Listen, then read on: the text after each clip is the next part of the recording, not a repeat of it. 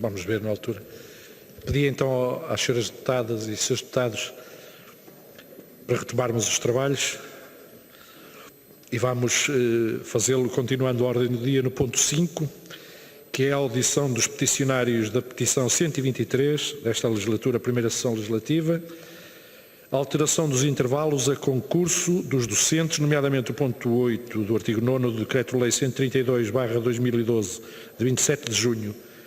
Nós vamos ter esta audição na forma de videoconferência com os representantes da petição número 123, a quem eu aproveito para saudar desde já, assim como todos aqueles senhores deputados e senhoras deputadas que nos acompanham também por videoconferência. Faço uma saudação. Primeiro, gostaria de saber se nos estão a acompanhar. Sejam bem-vindos. Penso que é o professor Ricardo André de Castro Pereira e a professora Vera Cristina Lopes da Silva Escaleira. É assim? Exatamente. Muito bem, sejam bem-vindos. Eu só vou dar umas pequenas notas do funcionamento desta petição e desta audição e que tem a ver com a grelha do tempo. Nós vamos iniciar com os peticionários, a intervenção da entidade que constituiu esta petição número 123, penso que tem como primeira subscritora a professora Vera Cristina Lopes da Silva Escaleira, e que vai ter 10 minutos de intervenção inicial. Depois seguem-se os grupos parlamentares, eu vou enumerá-los: o PSD, o PS, o PSD, o Bloco de Esquerda, o PCP, o CDS-PP, o PAN, PEV e a Iniciativa Liberal. Estando presentes, usam da palavra durante 3 minutos. Podem fazê-lo quer na forma presencial, quer por videoconferência. E depois cabe, para a conclusão desta audição, os 10 minutos de intervenção final para prestarem os esclarecimentos que entenderem por pertinentes às questões que naturalmente os senhores deputados e as senhoras deputadas irão colocar no decorrer das suas intervenções. Sejam bem-vindos então. Penso que estamos em condições de assumir esta audiência e o seu início, pelo que eu dava a palavra à entidade visitante. Lembro novamente que são 10 minutos. Não sei se vai falar a professora Vera Cristina Lopes da Silva Escaleira ou o professor Ricardo André de Castro Pereira, mas qualquer um dos dois, de forma alternada, pode usar a palavra. Basta trocarem, portanto, de microfone se estiverem juntos, ou trocarem o posicionamento de participação para o orador e podem fazê-lo durante 10 minutos. Tem a palavra então Vera Escaleira. Muito bem. Se a professora tem a palavra, então lembro só 10 minutos e pode alternar a participação com o colega de petição também, se assim o entender. Se a professora tem a bondade, pode usar a palavra 10 minutos. Boa tarde a todos os presentes. Saudações de Viana do Castelo. Excelentíssimo Sr. Presidente da Comissão de Educação, Ciência, Juventude e Desporto, deputado Firmino Marques, digníssimos senhores deputados, senhoras e senhores.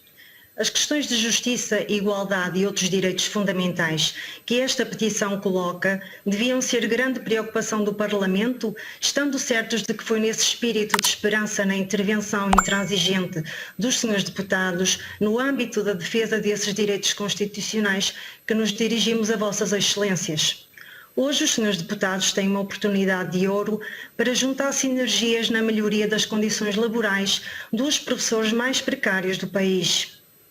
O assunto que nos traz aqui não se resume a uma mera e simplista reivindicação de tipo regulamentar sobre uma obscura e desinteressante disposição normativa de concursos e horários de trabalho, mas sim resulta em graves prejuízos ao funcionamento do sistema do ensino público, aos direitos laborais e outros direitos fundamentais dos docentes afetados. Na audição nesta comissão, no dia 7 de fevereiro de 2019, alertamos que, se nada fosse alterado a curto prazo, iríamos ter alunos sem aulas ao longo do ano e cujo direito a aprender estaria fortemente prejudicado por causa dos efeitos das normas e práticas que esta petição visa corrigir.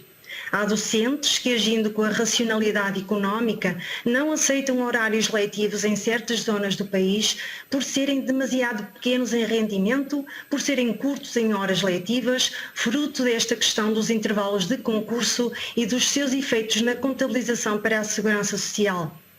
Essas são talvez as causas mais importantes para a falta de professores que se faz sentir em determinadas zonas do país e, segundo os dados publicados recentemente, tenderá a ser mais exuberante nos próximos anos se este problema não for devidamente resolvido. Senhores deputados, o diretor da secundária do Bocage, professor Pedro Tildes, em declarações ao Jornal de Notícias afirmou, e passo a citar: "Já tive uma professora que me respondeu que recusava o horário porque ganha mais no supermercado Continente e a continuar a viver em casa da mãe no Norte do que aceitar dar aulas em Setúbal." Fim de citação. Isso deve-se sobretudo a quê? Explicarei em poucos passos como se processa este concurso por intervalos e o que é que se está aqui a discutir. Um professor contratado concorre todos os anos, como de certo saberão. Os passos que estes professores têm que fazer são os seguintes. Primeiro, decidir a zona geográfica, maior ou menor, para onde irão concorrer. E, se antigamente muitos professores contratados concorriam pelo país todo, hoje assistimos a um número mínimo a fazê-lo. Não só pela idade dos próprios docentes, que entretanto constituíram família, como pelas condições monetárias muitas vezes incomportáveis. Segundo, tem que decidir a quais intervalos de horas letivas vão concorrer, que são os seguintes e obrigatoriamente nesta ordem. Primeiro, horários completos. Segundo, intervalos entre 15 e 21 horas e para isso estarão a assumir que poderão obter uma colocação no horário de 15 horas ou 21. Importa sublinhar que a diferença entre ser colocado num horário de 15 ou 21 horas poderá ser de 415 euros de salário mensal e numa perda efetiva de 108 dias declarados à Segurança Social. Existe ainda o intervalo entre as 8 e as 14 horas, que são nas mesmas circunstâncias pautados pela enorme discrepância entre valores remuneratórios e de contagem de dias declarados para garantias sociais. Já para não falar que um professor neste jogo de sorte ou azar pode ser colocado com 8 ou 9 horas e por tal facto nem o valor do salário mínimo recebe. Ao concorrer a estes intervalos, senhores deputados, seria legítimo que os professores pudessem acumular com outras funções, docentes ou não docentes, mas nem isso conseguem, pois a carga horária letiva e não letiva pode estar distribuída ao longo do dia, não permitindo que o professor possa acumular. Acresce ainda o facto de não poder ter direito ao subsídio de refeição se o horário não tiver no mínimo 4 horas seguidas ou tempos letivos de manhã e de tarde. Além deste tipo de intervalos, os docentes ainda terão que decidir se concorrem aos chamados horários temporários, que além de toda a problemática dos anteriores, poderão ser de um mês, podendo alguns docentes no mesmo ano letivo assinar vários contratos. Sublinhe-se que, mais uma vez, a questão de sorte ou azar está presente, pois um professor com melhor graduação pode ser colocado apenas por um mês e outros menos graduados colocados para todo o ano. Assim sendo, é nossa convicção que é urgente alterar o modelo atual do Concurso Nacional de Reserva de Recrutamento, concurso errático, arbitrário, que se assemelha a uma autêntica tómbola da sorte, já que até à saída das listas, tanto da contratação inicial como da reserva de recrutamento, os docentes não sabem a carga horária que lhes vai ser atribuída, quanto irão oferir mensalmente e, consequentemente, quantos dias terão declarados à Segurança Social. Senhores deputados, se já não é legítimo não se conhecer o local onde se vai trabalhar a partir de 1 de setembro, mais grave é o facto de não se saber o valor que se vai oferir a partir desse dia. Todos estes fatores têm vindo a tornar a profissão docente, no caso destes professores contratados, no mínimo pouco dignificante.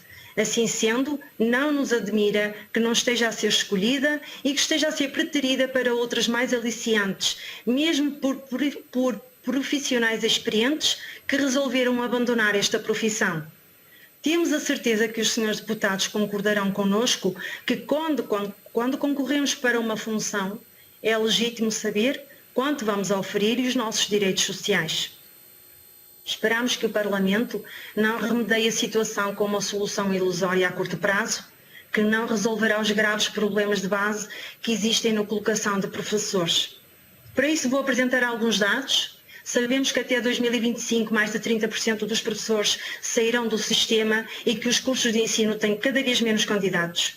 É urgente tornar a profissão docente mais atrativa. senão voltaremos ao passado, anos 80 e 90, à altura em que alguns professores apresentavam somente habilitação suficiente ou mínima, isto é, inferior à exigida. Em declarações proferidas à Renascença, no passado dia 16 de outubro, Manuel Pereira, presidente da Associação Nacional de Diretores Escolares, referiu, e passo a citar, as autarquias devem ter uma palavra a dizer nesta situação. Ou a tutela considera horário completo, mesmo para quem aceita um horário incompleto, ou então as autarquias vão ter de encontrar uma solução para estimular a aceitação dos horários por parte dos professores. E esse estímulo poderá passar por financiar a estadia dos professores enquanto são colocados nessas escolas. Fim de citação. 0,5% dos docentes no ensino público têm menos de 30 anos. São apenas 633, num total superior a 117 mil.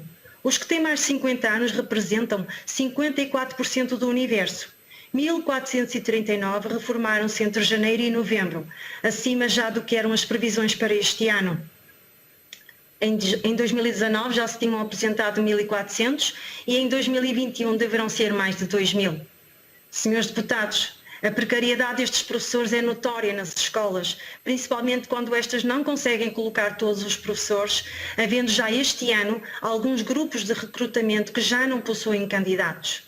Na linha dessa preocupação, Filinto Lima, presidente da Associação Nacional de Diretores de Agrupamentos e Escolas Públicas, colocou no seu artigo de opinião, publicado já no dia 8 de agosto, no sítio da TSF, algumas questões que passo a citar. É justo manter estes profissionais na eterna precariedade numa altura em que a escassez de professores é uma preocupante realidade? Se há condições para prescindir anualmente dos excelentes serviços de docentes com bastante preparação? Se é correto colocá-los perante a angústia e a incerteza ano após ano? Se é deontológico explorar os professores contratados, aproveitando a sua condição, acenando-lhes com uma injusta norma travão, criadora de desigualdade, iniquidade e desrespeito? Se os políticos estarão efetivamente atentos ao drama anual vivido por quem deveria ser considerado, reconhecido e estimado? Fim de citação. Segundo este responsável, a falta de docentes só pode ser atenuada com uma carreira mais atrativa, ao mesmo tempo que é preciso combater a precariedade. Senhores deputados, o tempo urge. O tempo urge na necessidade de solucionar este drama que afeta professores, alunos e encarregados de educação. Sabemos que não existe uma receita mágica que possa resolver de uma vez este problema, mas temos a certeza que a nossa preocupação é a vossa preocupação e que teremos que, em conjunto, refletir sobre as melhores formas de colmatar a falta de professores que se aproxima a passos largos. Muito obrigada.